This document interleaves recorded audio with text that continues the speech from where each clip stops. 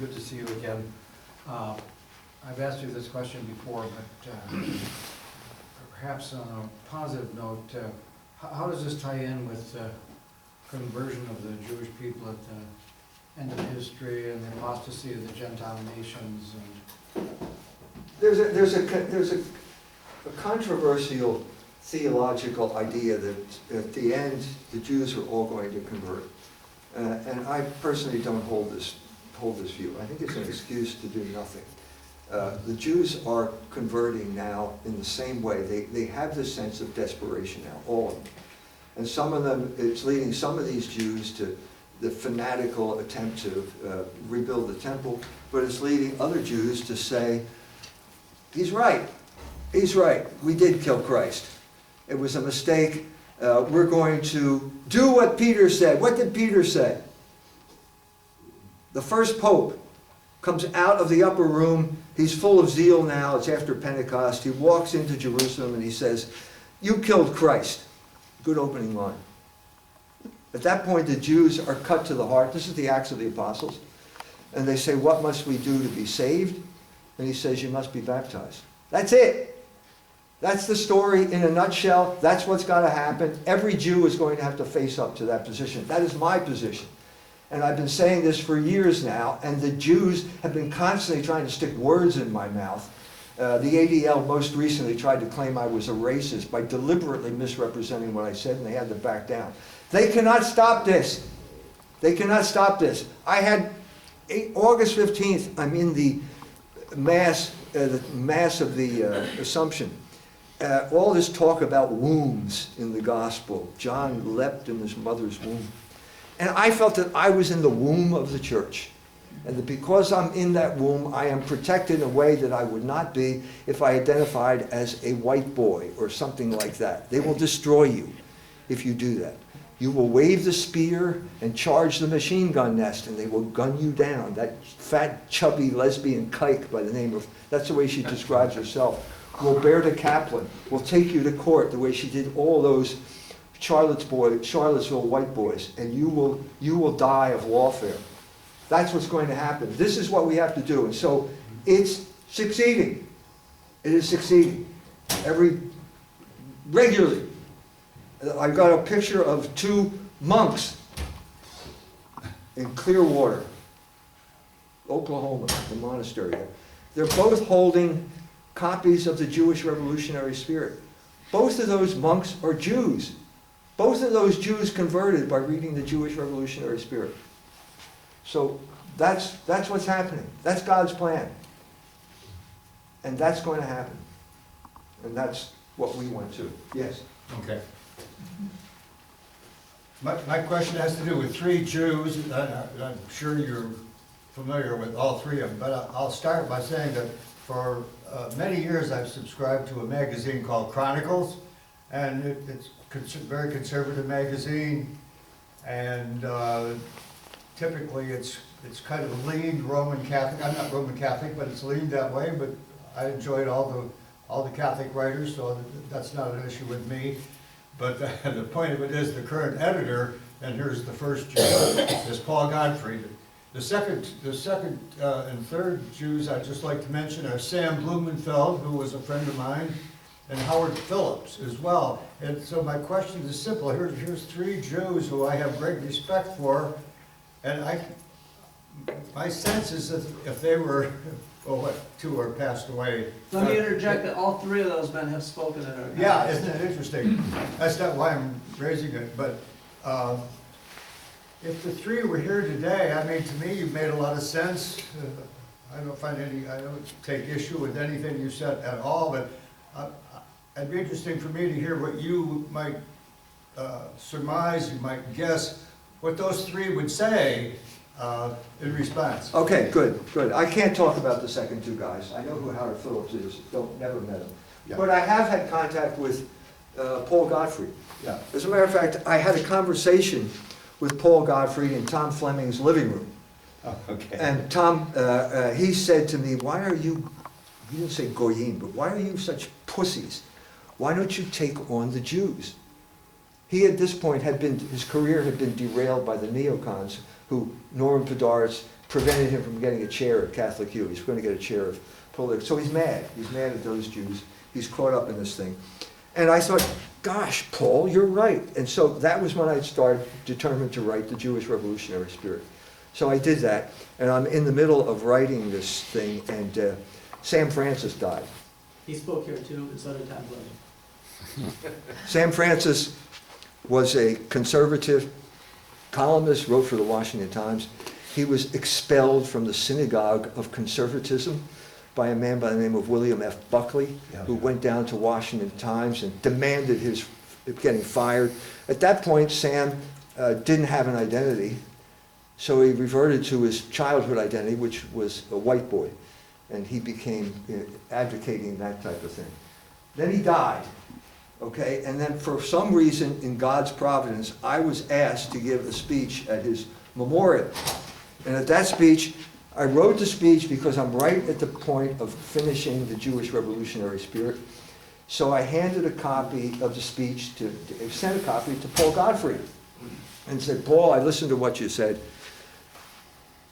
Gave the speech. It like blew up the entire conservative movement. People were screaming. They were running from the room. It was awful. My wife had to defend me from Sam Dixon. He was going to lynch me. The Southern boys were going to lynch me. They had a pole out there ready for me. And my wife grabbed her umbrella and said, if you move, I'm going to whack you with this umbrella. And Sam Dixon backed down. So she held off the white boy. So Paul Godfrey comes up to this point and he says to me, I can't believe you gave that speech. Paul, you're the one who told me to give the speech. What is going on here? And so I'm going to get to the point of this. There is a mystery here. There is a mystery here about the openness to Logos. You can have a guy like Norman Finkelstein, who has written courageously defending the Palestinians for years now. So why doesn't he become a Catholic? He's nowhere close. The best thing I can offer you is an article I did on Nathaniel Hawthorne just recently. I did my dissertation on Nathaniel Hawthorne in Temple. And I finally came back to it after 50 years. And the story of Nathaniel Hawthorne is basically a decent guy. I mean, usually writers are not decent guys. I know from personal experience. But family man. And God rewarded him by bringing him to, wrote the biography of Franklin Pierce, was made consul in London, made enough money. God brought him to Rome.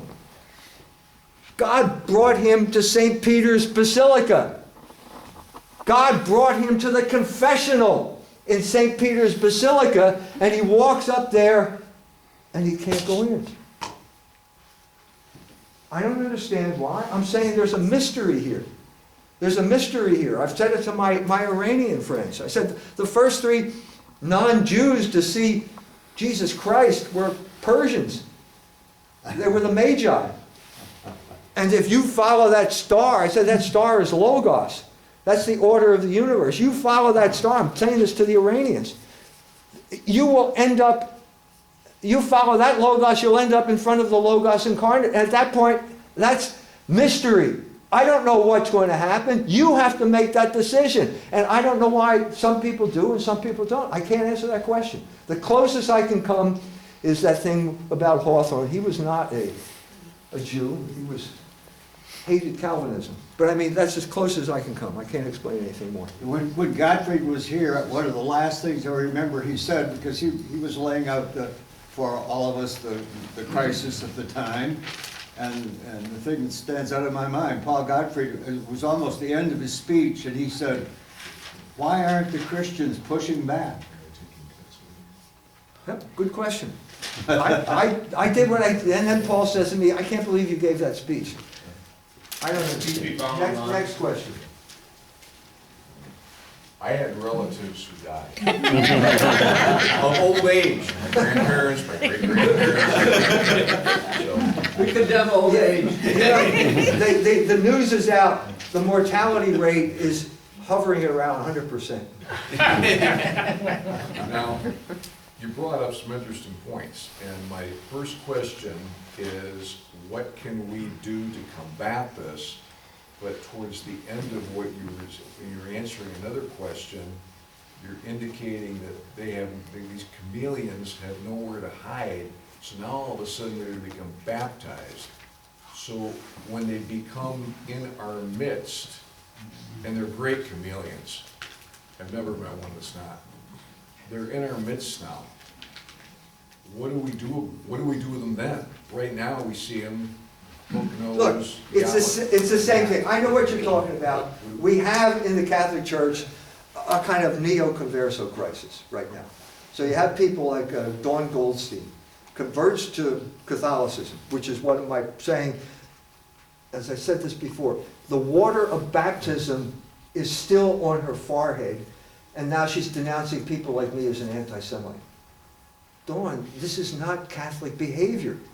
You have to change your behavior. You have to convert when you become a Catholic. And if you're still using this anti-Semitic rhetoric, you're still a Jew.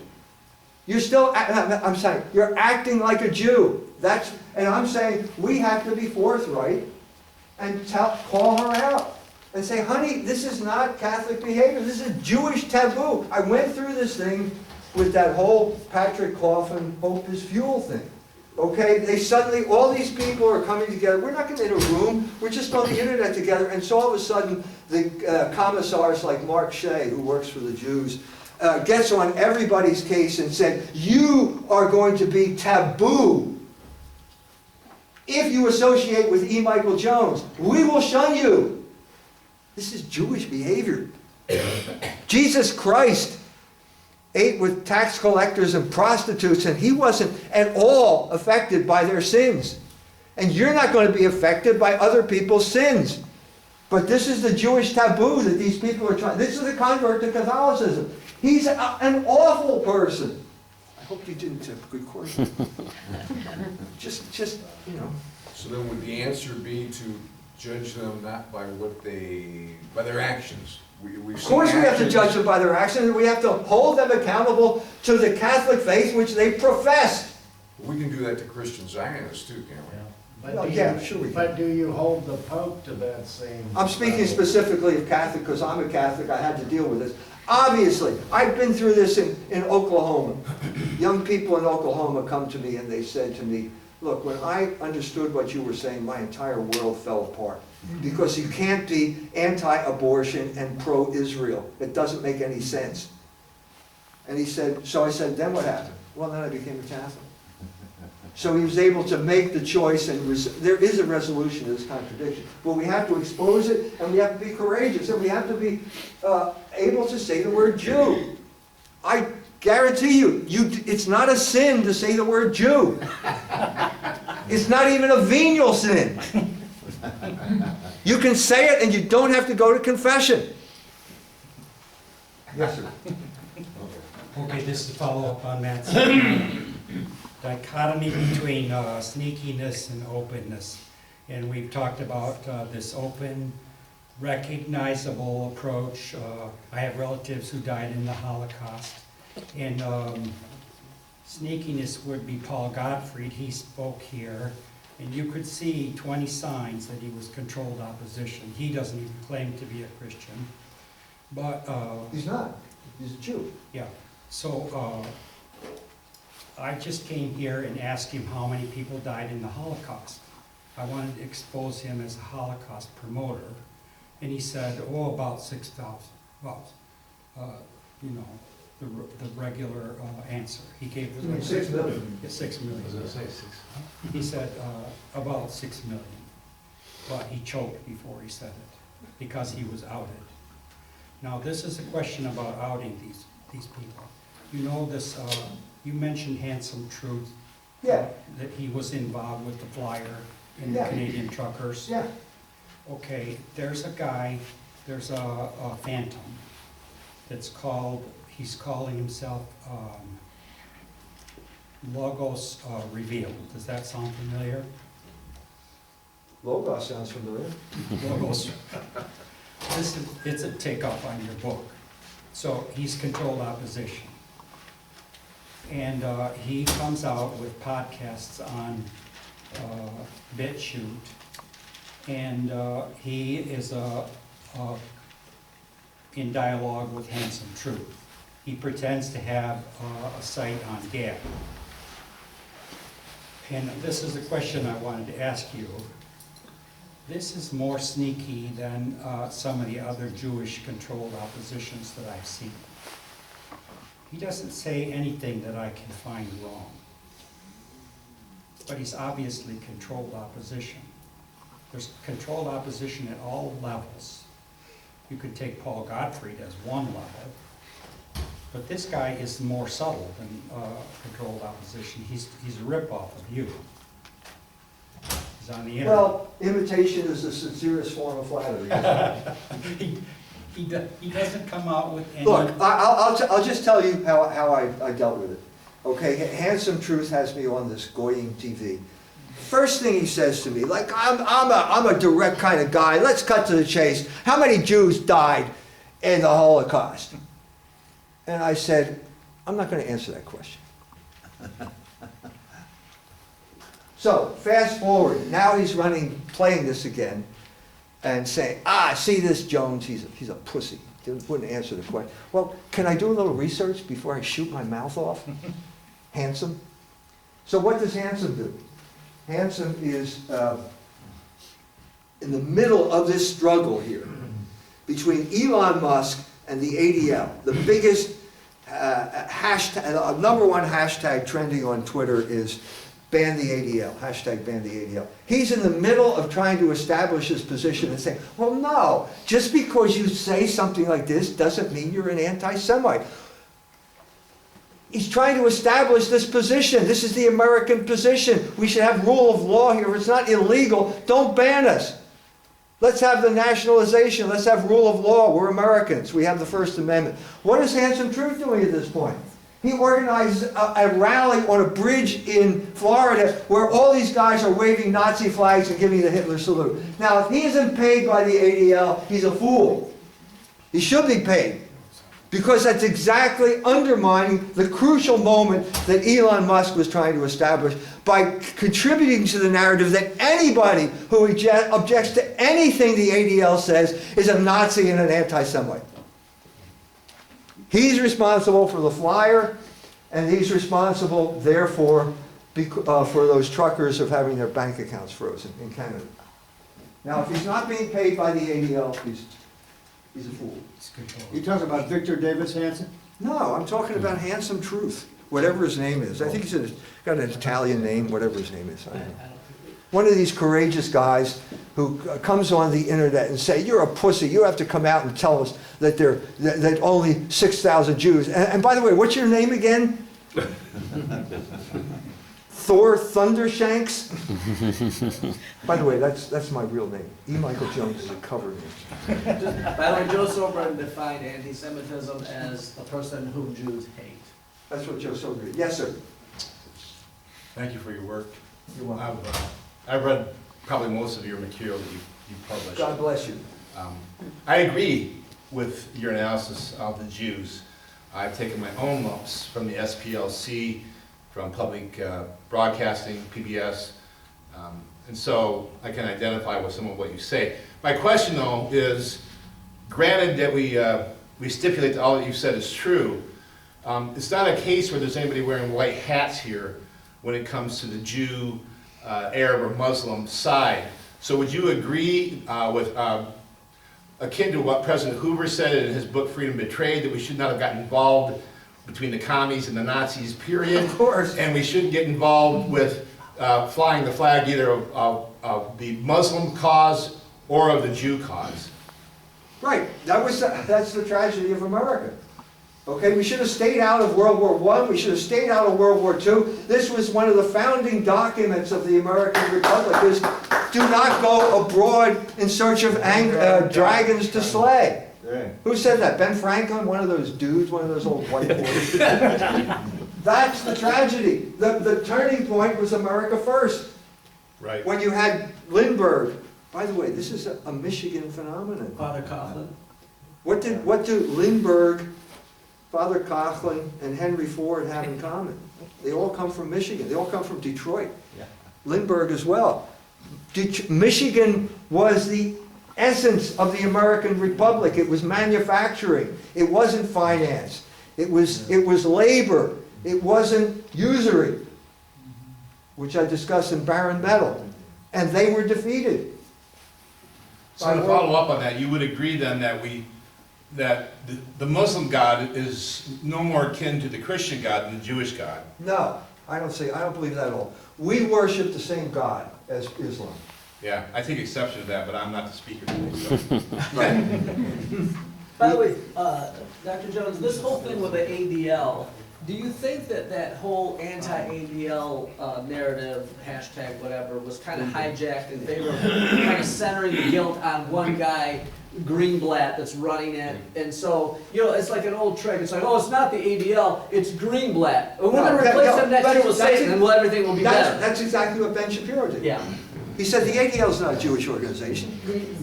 It's a left-wing organization. It's ridiculous. This is good cop, bad cop. They play this all the time. They did it with Bobby Kennedy. Bobby Kennedy is talking after some type of dinner, and he says something about Jewish DNA and vaccines and something like that. The media immediately jump on him. Immediately.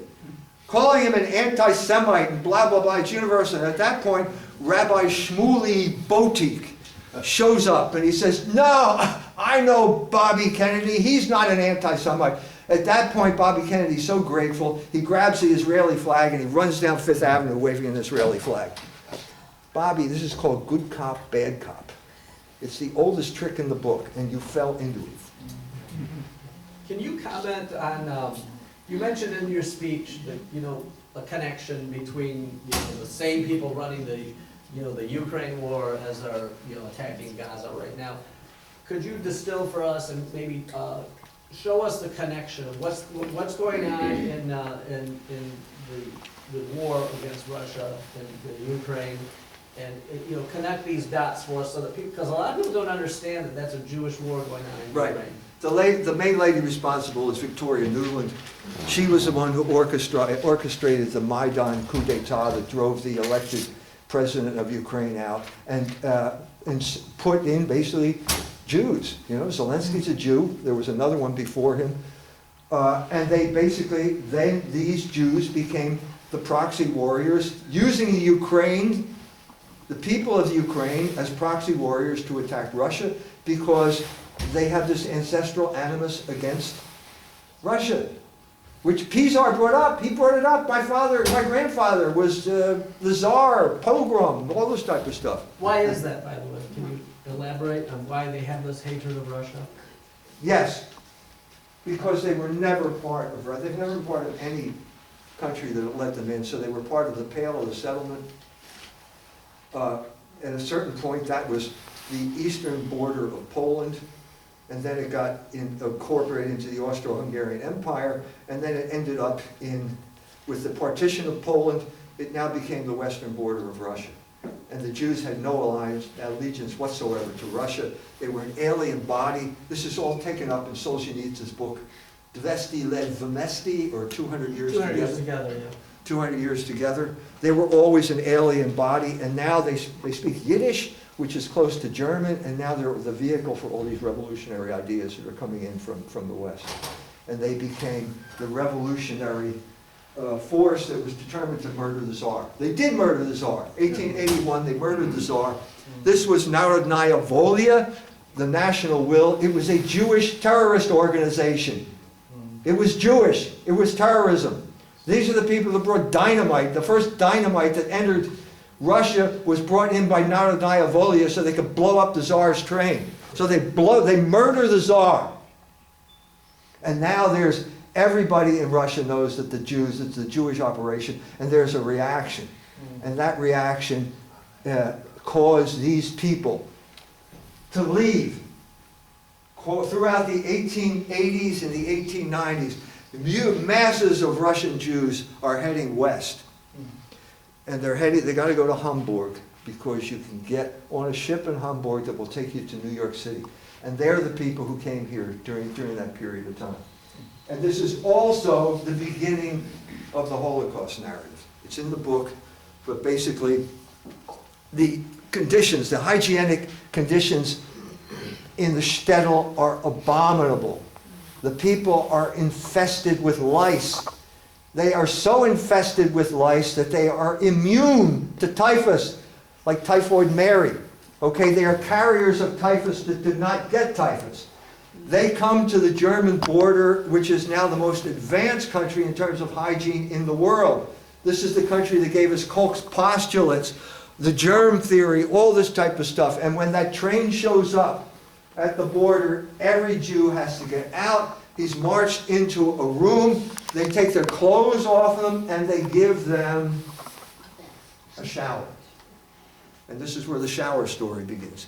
And while they're getting a shower, a Jew has never seen anything like this. I take off my clothes, this is demeaning. Nothing like this is ever happening. What's going to come out of that shower head? I don't know, I've never seen one before. What year is this? All right, there's a woman who wrote a memoir about her experience. That memoir was published in 1910. This is what happened to this woman. 1910 is 30 years before anything to do with the Holocaust. So while the Jews are in the shower, their clothes are in another room. Guess what's happening to those clothes? Your clothes are being fumigated by Cyclone B. And all of the lice are being killed. And then you put your clothes back on, they put you on the train, you head off to New York. Wherever the Jews went, typhus followed in their wake. This is where the story began. And so by the time you get to the Polish government in exile in London, they're right down the street from the BBC, and they start talking about, now it's gas coming out of the shower heads.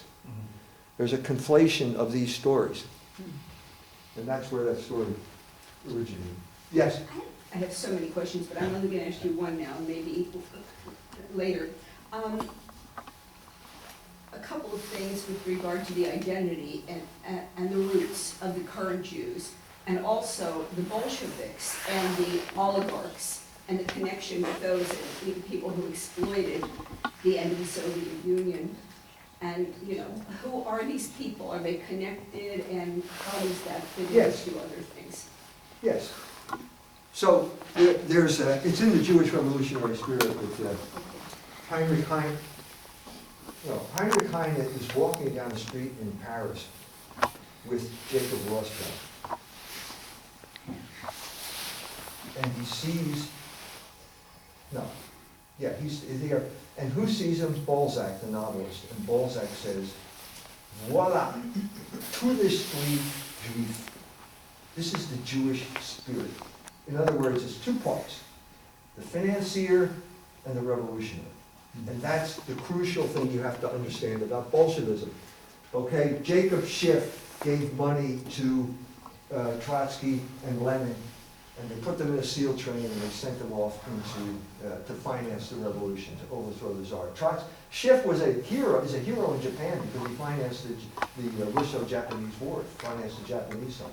So you always have the financier working hand in glove with the revolutionary. So when the Soviet Union collapses, this is a moment of opportunity for Jewish looting. And the man who orchestrated the Jewish looting of the former Soviet Union was a Jew by the name of Jeffrey Sachs. Goldman. Now, Jeffrey Sachs is now a voice for sanity in American foreign policy. He claims to have gone through some type of metanoia, some type of version. I think the Jesuits played a role in this. I think I know the Jesuit who helped bring Jeffrey Sachs around. He's not a Catholic, but he's now trying to plead for a more rational psychology. He orchestrated the looting of the Soviet Union. You know, He was standing next to Boris Yeltsin, giving him a sip of vodka and whispering in his ear. Boris Yeltsin's job was to stay drunk as the Jews looted their country. If you look at his writings, though, and I know, you know, you've always been global, I used to global justice, and I read his stuff, and he seems to have two extremes. I mean, there was almost a spirit of really challenging the stuff that he had been advocating. He said that. I saw a video, he says, everything I learned in economics school was wrong. I'm going to go back and start reading Aristotle. Jeffrey, you're not going to do it. Read Baron Neville. You're not going to get there by reading Aristotle. I guarantee you that. Aristotle didn't write anything of it. There's a spurious text called Oikonomika, which Aristotle probably did not write. You're not going to find it out. But he has this sense now that he's still got this kind of Jewish privilege. I think the main thing preventing conversion, or the main thing wrecking conversion, is Jewish privilege, and they don't want to give it up. Well, he's always been allowed to sit, including the one board that looked at, I think it was a Journal of Medicine, that looked at the whole COVID narrative, and that's when he started opening up his eyes and actually speaking about it. Yeah. Although you always wonder, is he controlled opposition? No, I'm not saying he's controlled opposition. I don't think he is. I am saying I think he's a sincere man who needs to go to confession and confess that he wrecked Bolivia, that he created the communist reaction in Bolivia by being a disciple of Milton Friedman with shock therapy. He needs to do penance for that. He needs to do penance for what he did to the Soviet Union. And he needs to stop, get in contact with reality. And if you look, these are sins that you committed. If you die and you're not baptized, you'll go to hell. And your sins will not be forgiven. So the Christian charity demands that we hold up the mirror to Jeffrey Sachs and say, you did this. You killed Christ, just what St. Peter did. And he's going to have to be cut to the heart, and he's going to have to say, what must I do to be saved? And we're going to have to say, you have to be baptized. He'll probably wreck his gig at the Vatican if he does it. Any comments on Mark Levin? No. There was a little bit, Don't know enough about him to comment. there was a little bit of weirdness at the Trump impeachment hearings. I couldn't remember his name, a gentleman here helped me remember his name. The colonel by the name of Vindman, he was one of the guys that was the witness against Yeah, I Trump. remember And the funny thing about Vindman and his brother, they're both high up in the United States military. They all have all kinds of ribbons, Yeah. for runny noses and all kinds of things that they've done in the past. And he was born in Ukraine and he came to the United States, he and his brother, twins, like when they were 4 years old. And so he rises up in the ranks, and then he's one of the prime witnesses against Trump in those hearings, which, by the way, obviously are in some way linked to Ukraine. Victoria Nuland's born in Ukraine, her family's from Ukraine. Right. And Christia Freeland's the same way in Canada. right. And so, and also, Vindman was offered an opportunity to be the Secretary of Defense of the nation of Ukraine. That's kind of odd that a high-ranking colonel in the United States military has that offered to him, and then he's the guy that testifies. He's the chief witness against Trump, and then within a couple of years, here we are. There's a war against Russia and Ukraine. Well, I think we have to draw the conclusion. I know it's a shocking conclusion, but basically that no Jew should be allowed to occupy any political office Amen. in the United States. And the first group we're going to have to start with are dual citizens of Israel and the United States. No dual citizen should be allowed to have any office in the United States of America. Israel does not allow dual citizens, so the United States should not allow dual citizens. Yes. That's what we're going to have to do. This is not, we can base this on fact, the idea that a Jew can be a citizen is a new idea. It was Napoleon's idea. It began with the emancipation of the Jews in France. It turned out badly there. Every nation that Napoleon conquered implemented this idea, and it's been a disaster across the board. I know a Jew who basically paid to have Civiltà Cattolica's three-part series on the Jewish question translated into English from Italian. There's a Jew who paid for it. He thinks it's the best analysis of the Jewish question. He said Jews cannot be citizens. They cannot be citizens. We have to resurrect the idea of a citizen as something more. What these people that run across the border, you talked about the voter rolls in Michigan, it's a catastrophe. Yeah. Okay, we have to return to the idea of a citizen as someone who has a stake in the country, and these people do not have a stake in this country. They are using the offices of our country to represent a foreign power. And the result is a disaster. Do I have to belabor this point that Gaza is a disaster? a humanitarian disaster? Do I have to belabor the point that Ukraine is a disaster? Do I have to belabor the point that Iraq is a disaster? These are all wars that Jews led the American people into, without any approval on the part of the people of the United States of America. No one voted for these Jews. Yeah, We have to draw this conclusion. I know that sounds extreme. I know that Mark Shea is going to call me an anti-Semite because I said this. But I think, what other conclusion are we going to draw from the example of Anthony Blinken? From the example of Merrick Garland? From the example of Alejandro Mayorkas? All of these people, they cannot represent the American people. Don't forget Janet Yellen. I could go down the line of Biden's, the 450 Jews in the Biden administration do not represent the American people. What is the testimony, the obvious testimony of Blinken standing next to Netanyahu and saying, we support you? That's the Jews. They're not supporting the American people. They're not supporting people like you. Anyway, thank you very much. Thank you very much. accuse them of dual loyalty. You can't accuse them of dual loyalty.